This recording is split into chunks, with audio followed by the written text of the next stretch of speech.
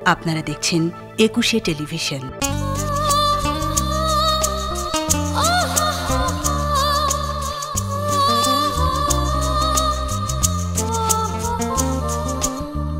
সংসার সে তো এক মিথ্যে তাসের ঘর, সাজাতে সাজাতে নেমে আসে ঝড়। সংসার সে তো এক মিথ্যে তাসের ঘর, সাজাতে সাজাতে নেমে আসে ঝড়। সেই ঝড়ে এই ঘরে সব কিছু ভেঙে করে চুরমার। কারো অহংকার, কারো অহংকার, কারো অহংকার, কারো অহংকার। সংসার সে তো এক মিথ্যে তাসের ঘর, সাজাতে সাজাতে নেমে আসে ঝড়।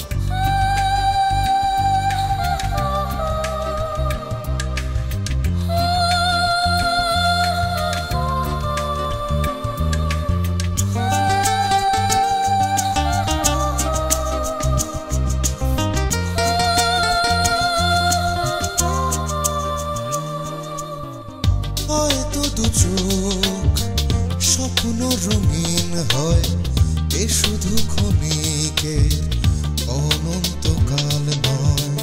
হয়তো দু চোখ স্বপ্ন রঙিন হয়, এ শুধু ক্ষণিকের অনন্তকাল নয়। কেউ হাসে কেউ ভাসে, কান্নার নোনা জলে হারাবা। কারো অহংকার, কারো অহংকার, কারো অহংকার, কারো অহংকার। I like it. মাঝি উত্তরায় ইন্ডাস্ট্রি করার পারমিশন পেয়েছে। Do you know that? কই না তো। আজই মা ওখানে টয় ইন্ডাস্ট্রি করতে চাচ্ছেন, আর আমাকে এমডি বানাতে চাচ্ছেন। আর সে কোথায় আছে তুমি জানো? তোমার মাথা খারাপ হয়ে যাচ্ছে রিয়া। আমি ভালো করেই জানি শায়লাকে তুমি কোথায় রেখেছো। দেখো রিয়া, মিথ্যে সন্দেহ তোমাকে কুড়ে কুড়ে খাচ্ছে। আমার বলতে পারছি। তবুও বলো। বাবা, হাবিবের সাথে ওর একটা আনইথিক্যাল রিলেশন আছে। তুমি এক্সপেক্টেড নো? আমি হলপ করে বলতে পারছি না আমার জন্য ওর কোনো ইমোশন কাজ করে। আমার যতটুকু মনে করে তুমি কিন্তু একবার আমাকে বলেছিলে তোমার প্রতি ওর ইন্টারেস্ট গ্রো করেছে, রাইট? আমার প্রতি হয়তো বা ওর কিউরিয়াসিটি কাজ করছে, বাট আর কিছুই না। বাপি তোমার সঙ্গে কাল কথা বলবে, ওকে? আমি আঙ্কেলের লগে এমন করে কথা কমু, আর আঙ্কেল যে কিভাবে জয়ের উপরে খেপবো। এটা করলে আমার প্রতি বাপির আস্থাটা আবার ফিরে আসবে তো? আসবে আসবে, অবশ্যই আসবে। আর জয়ের কি বানামু জানো? 100% মিথ্যাবাদী। তুমি কথাটা বলতে পারো, আমি কথাটা অন্য কাউকে বলে তোমার পজিশন খাটো করবো না। ঠিক আছে আন্টি, আপনি যখন ক্ষতি করছেন আমার তো ক্ষতি হবে। বিষয়টা হচ্ছে কি, আমাকে রাজু মানে একটা মেয়ে নিয়ে বাসায় উঠিল। মেয়ে বাসায় নিয়ে এসেছিল? কি বলছো তুমি? রিয়াই তো করলো। কি হয়েছে আমার একটু কল হয়? হ্যাঁ বলতে পারি, বাট আপনি যদি কাউকে কিছু না বলেন। দেখো রিয়া, তুমি আমার সম্পর্কে ছোট বোন হও। আচ্ছা, তোমার কোনো ক্ষতি হোক সেটা কি আমি চাবো? পাগল কোথাকার। কদিন কও দেখি আমি তোমার কোনো উপকার করতে পারি কিনা। আসলে যেটা হয়েছে, কিছুদিন আগে রাজু একটা মেয়েকে নিয়ে বাসায় উঠেছে। মাইয়ে? কি করছো তুমি? হ্যাঁ, মেয়েটার নাম শায়লা। মেয়েটাকে নাকি কয়েকটা ভাড়া গুন্ডা তাড়া করছিল, রাজু নাকি ওকে যে বাঁচায়। মেয়েটার নাকি কোনো আশ্রয় নেই, তাই রাজু বাসায় নিয়ে এসেছিল। সাংঘাতিক ব্যাপার। তারপর আমাকে রাজু রিকোয়েস্ট করেছিল মেয়েটাকে যেন বাসায় রাখি। বাট আমি রাজি হইনি। পরে অবশ্য মেয়েটা কারো কিছু না করে চলে যায়, আর এর পরেতে ওদের মধ্যে ঝগড়াঝাটি লেগেই রয়েছে। ঘটনা শুনে তো মনে হচ্ছে খারাপ উদ্দেশ্যে রাজু মেয়েটাকে নিয়ে এসেছিল। রিয়াও তাই মনে করেছে। এরপরও রিয়া ওখানে থাকছে কিভাবে? ওর তো উচিত ছিল তৎক্ষণাৎ চলে আসা। আন্টি, সে তো রাজুরে ভয় পাচ্ছে। রাজুকে ভয় পাওয়ার কি হলো? আন্টি, আপনি বুঝতে পারতেছেন না কেন? আপনি যা মনে করতেছেন আসলে তা না। ওই রাজুর সাথে আন্ডারওয়ার্ল্ডের যোগাযোগ হয়েছে। আন্টি, ও এসো, তুমি এখন আসতে পারো। জি আন্টি। আন্টি আমি বাসে চলে যাচ্ছি। ঠিক আছে, কিন্তু তুমি কি সাথে গাড়ি নিয়ে এসছো? জি না আন্টি, আমার তো গাড়ি নেই। তুমি এই রাতের বেলা একা যাবে কি করে? স্বামী আপুর ড্রাইভার পৌঁছে দিয়ে আসবে। ও তাহলে ঠিক আছে। আসি আন্টি। হ্যাঁ আচ্ছা, তুমি দেশে থাকবে কতদিন? মাসখানেক তো থাকবোই। তাহলে মাঝে মাঝে এসো। জি আন্টি, আসি।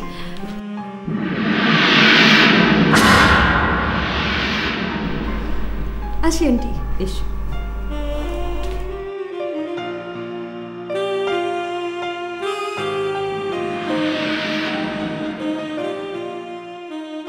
কত লক্ষ্মী একটা মেয়ে। আচ্ছা ঠিক আছে, দাও মাকে দাও। মা কেমন আছো? এই তো মা, এই তো আর কটা দিন, 1 তারিখেই বসে নেব। আচ্ছা ঠিক আছে, তুমি যখন বলছো আমি আসবো। মা, সুপ্রিয়া বোধহয় আসতে পারবে না, ওর তো পরীক্ষা চলছে। সুপ্রিয়ার সাথে কথা বলবে? ও তো মা ওই রান্নাঘরে আছে, আমি ওকে বলে দেবো না হয় তোমাকে ফোন দিতে। আচ্ছা মা, ছাড়ছি তাহলে এখন। খোদা হাফেজ।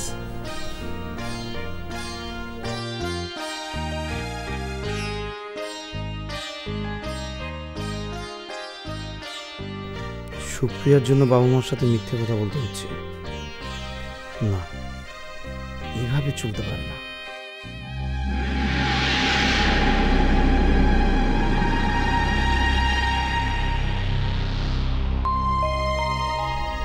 আমার মনে আছে কাল 30শে মার্চ ডক্টর রাব্বির সাথে অ্যাপয়েন্টমেন্ট করা আছে সন্ধ্যা 7টায়।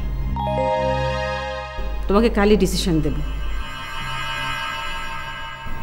জি মামি। তোমার মা ফোন করেছিল?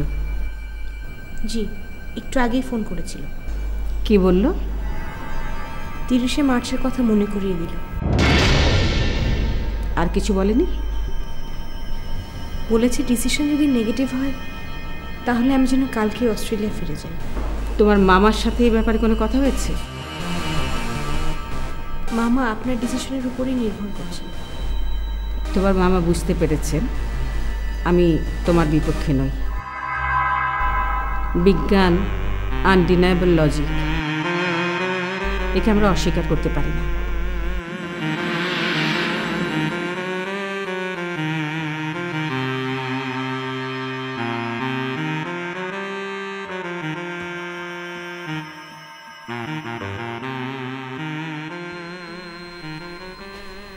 শামি, আমি নিজে খুব খুশি হব যদি তোমার ইচ্ছে পূরণ হয়, তবে আমি কনফার্ম নই যে প্রজেক্টটা হবে কি না। কেন? বোর্ড অফ ডিরেক্টরস যদি প্রজেক্টটা পাস না করে। কিন্তু মা তো বললেন সব কিছু ফাইনাল। মা অলরেডি চাইনিজ এক্সপার্টদের সাথে কথা বলেছেন, আর চাইনিজ ডেলিগেটসদের একটা টিম কয়েকদিনের মধ্যেই ঢাকায় আসছে। মা আশা করছেন যে ডিরেক্টররা এর পক্ষে ভোট দিবেন। আমি সহ মায়ের পক্ষে ডিরেক্টর 6 জন, মোট 11 জনের মধ্যে। তাহলে তো কোনো প্রবলেমই নেই। সমস্যা আছে। যদি এই 6 জনের ভিতরে একজন এর বিপক্ষে ভোট দেয় তাহলে ব্যাপারটা সমান সমান হয়ে যাবে, এবং তখন মতামত দেবেন আমাদের চেয়ারম্যান, মানে বাবা। আমার ধারণা তিনি বিপক্ষে ভোট দেবেন। ওকে ফাইন, আমি আদিলের সাথে কথা বলবো। আদিলের সাথে কথা বলে কোনো লাভ নেই। কেন? উত্তরে ফ্যাক্টরি করার ব্যাপারে বাবার চেয়েও আদিল অনেক বেশি।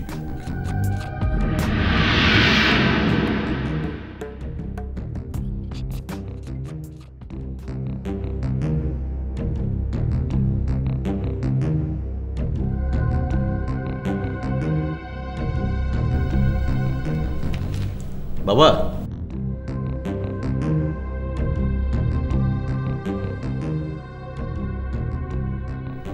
বাবা, আমি তোমার সঙ্গে কথা বলার জন্য বসে আছি।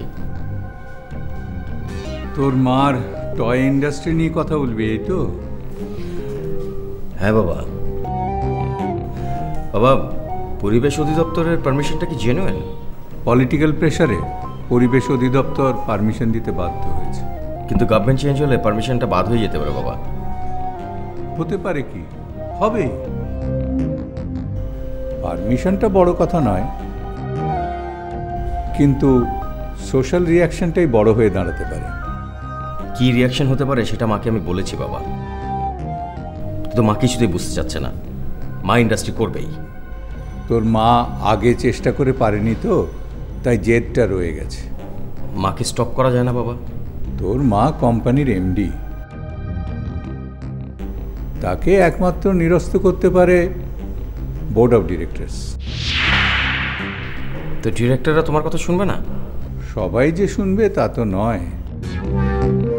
তোর মাকে সাপোর্ট করছে এমন ডিরেক্টরের সংখ্যাও কম নয়। তা কতজন? 11 জন ডিরেক্টরের মধ্যে 6 জনই তোর মার পক্ষে। ওই 6 জনের মধ্যে কি ভাইয়া আছে? হ্যাঁ। ভাইয়া যদি সাপোর্টে না থাকে তাহলেই হবে। তাহলে অ্যাজ এ চেয়ারম্যান তুমি বোর্ড অফ ডিরেক্টরসদের কাছে অ্যাপ্লাই করতে পারো। মানিক তোর মার পক্ষেই থাকবে। ভাইয়ের সঙ্গে তোমার কথা হয়েছে? হ্যাঁ, ও ইন্ডাস্ট্রি করার পক্ষে। ওকে, আমি ভাইয়ের সঙ্গে কথা বলি। আর তুমি দেখো যে অন্য কোনো ডিরেক্টরকে তোমার পক্ষে আনা যায় কিনা। আমি সব ডিরেক্টরের সঙ্গেই কথা বলেছি। The board is clearly divided. Board মিটিংয়ের শিডিউল হয়েছে? হ্যাঁ, আগামী 18 তারিখ। মানিক ফিরেছে? ফিরেছে একটু আগে, তবে আমার সঙ্গে কোনো কথা হয়নি। কথা বল।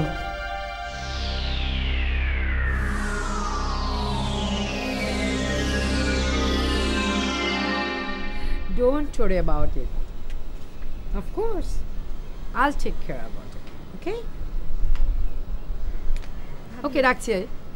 হ্যাঁ সেজুতি, বসো। বিজি? No, not. আচ্ছা ভাবি, রিমিটাকে? ও, দেখা হয়েছে তোমার সাথে? হ্যাঁ, আদিলের কাছে জানতে পারলাম ওরা কি তোমার বোন। So sweet. আসলে আমি যখন ইউনিভার্সিটিতে পড়তাম ও আমাদের থেকে 2 বছরের জুনিয়র ছিল। হ্যাঁ, বোনের মতোই তো। দেখা করতে এসেছে আমার সাথে। ও বেসিক্যালি আদিলের সাথে দেখা করতে এসেছে। আই মিন আমার কাছ থেকেও আদিলের নামে এত প্রশংসা শুনেছে, ও আদিলের একদম ফ্যান হয়ে গেছে। Anything wrong? না না, তেমন কিছু। আচ্ছা, সে যদি একটা কথা সবসময় মনে রাখবে, একটু লায়ার টাইপের। ও কিন্তু যে কোনোভাবে যে কোনো সময় যে কাউকে কনভিন্স করে ফেলতে পারে। অলরেডি মা ওকে অনেক পছন্দ করে ফেলেছে। আই এম সরি, তুমি কিছু মনে করো না, ডোন্ট বি আপসেট সুইটহার্ট। না না, একটু কাজ আছে। শিওর।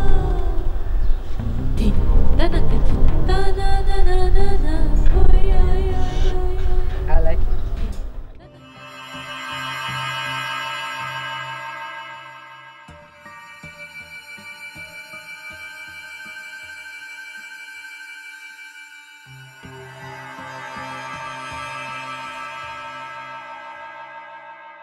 রাজু বল, কালা হামজা তোকে ফোন করেছিল? হ্যাঁ, গতকাল রাতে একবার ফোন করেছিল, ধরেনি। দেখ, কালা হামজার সাথে বিবাদ করে কিন্তু আমরা পারবো না। সুজন, আমি কিন্তু জানতাম ভয় বলে কোনো বিষয় তোর মধ্যে নেই। আমি ভয় পাচ্ছি তোকে নিয়ে। কালা হামজা খুব খারাপ লোক, ওর পথের কাঁটা চিরদিন বাঁচিয়ে রাখে না, ওর শত্রুকেও শেষ করে দেয়। দেখ সুজন, আমিও পথের কাঁটা উপড়ে ফেলে সামনে পথ চলতে পছন্দ করি। আমি ঠিক করেছিলাম যে আমি কয়েকদিন পরে ফ্যাক্টরিটা কিনব, কিন্তু এখন আমি আমার সিদ্ধান্ত পাল্টেছি। আমি আজই ফ্যাক্টরিটা কিনব, আজ।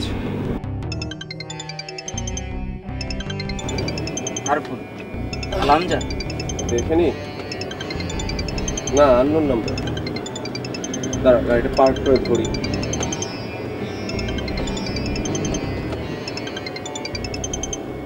হ্যালো,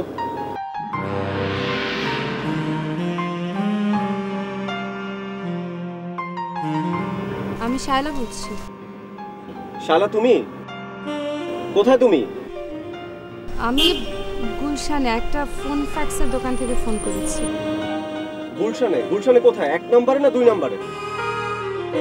আরে আমি তোমাকে হন্য হয়ে খুঁজছি। তুমি যেখানে আছো সেখানেই থাকো, আমি আসছি। আচ্ছা, আমি ওখানেই আসছি। ওকে, বাই। শায়লাকে পাওয়া গেছে। 1 মিনিট, তুই আবার শায়লাকে বাসায় তুলবি না তো? তাহলে কোথায় তুলবো? আচ্ছা, তুই কি তোর নিজের সংসারটা ভাঙতে চাস? দেখ, শায়লা আমাদের নিচতলার কোনো রুমে থাকবে, রিয়া জানতেই পারবে না। কয়দিন তুই শায়লাকে রিয়ার কাছ থেকে লুকিয়ে রাখবি? এই ধর 10-15 দিন, এর মধ্যে আমি একটা ব্যবস্থা করে ফেলতে পারবো। তুই এক কাজ কর, ওকে না হয় নিকুঞ্জের বাসায় রেখে আয়। বোকার মতো কথা বলিস না। শায়লা একা একা ওই বাড়িতে থাকবে কি করে? হ্যাঁ,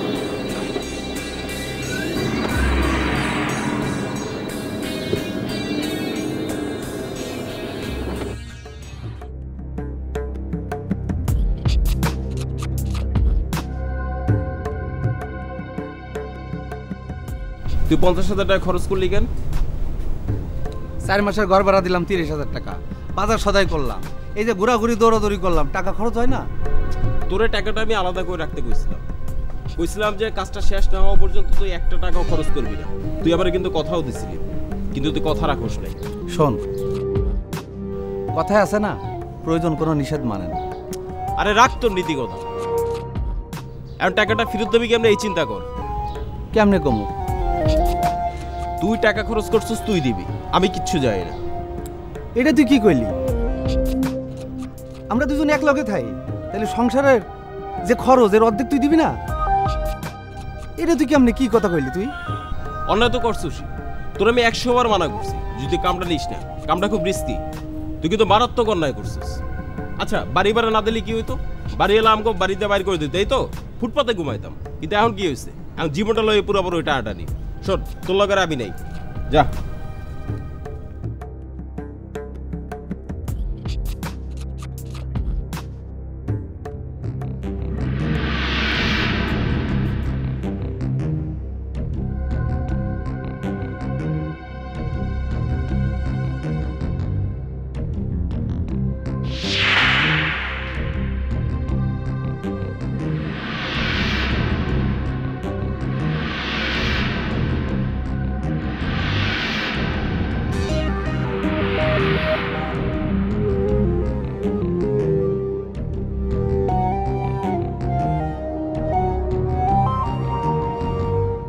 গাড়িতে ওঠো।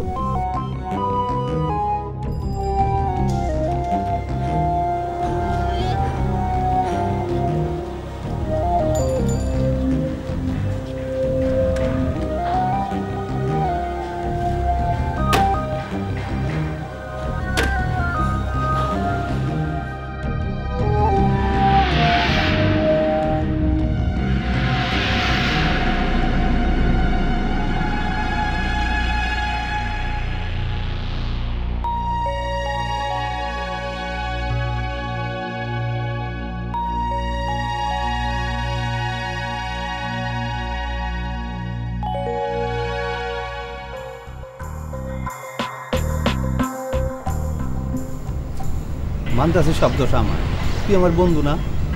এই বিপদে আমার ফালাই তুই যাস না।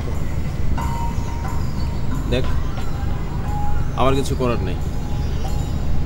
এই শোনো, তো বোনটা তো পয়সা আলা, দেখ না পয়সাটা আইনে আমার একটা উদ্ধার কাজ কর। কালকে বাসায় গেছিলাম, যাই দিয়ে বাসায় তালা মারা। দারোয়ান কইলো ওর চাচার বসে কুমিল্লায় গেছে, কবে ফিরবো তার কোনো ঠিক নেই। মোবাইল ফোন কর। মোবাইলও বন্ধ। মোবাইল বন্ধ, কি যে করি তাহলে? কেমনে করবো এই টাকার ম্যানেজ? কত না কিছু আমি কইলাম তো আমার কাছে কোনো বুদ্ধি নেই। তাহলে কাম করি দোস্ত, চল আমরা এলাকাতে পলাই যাই।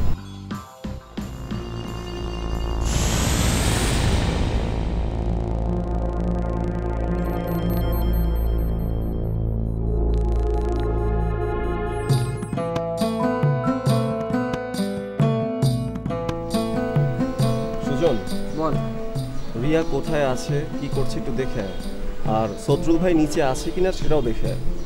যদি সদরুল ভাই থাকে অসুবিধা নেই, উনি মুখ বন্ধ রাখবেন। ঠিক আছে, যা।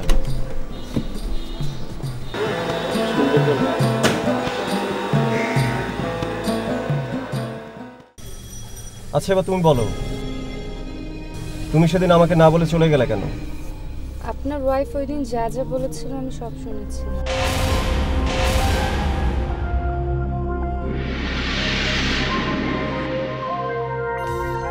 আগে আমাকে তো জানতে হবে তুমি যা চাইবে সেটা আমার দেওয়ার সামর্থ্য আছে কিনা। আছে বাবা, আমার কারণে আপনার কোনো ক্ষতি হলে আমি। ক্ষতি হবে কেন?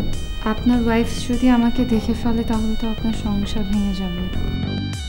আচ্ছা তোমরা নাকি কটন স্ক্র্যাপ রিসাইক্লিং ইন্ডাস্ট্রি দিচ্ছ? বাবা বলেছে? হ্যাঁ। Good offer. Bad for me.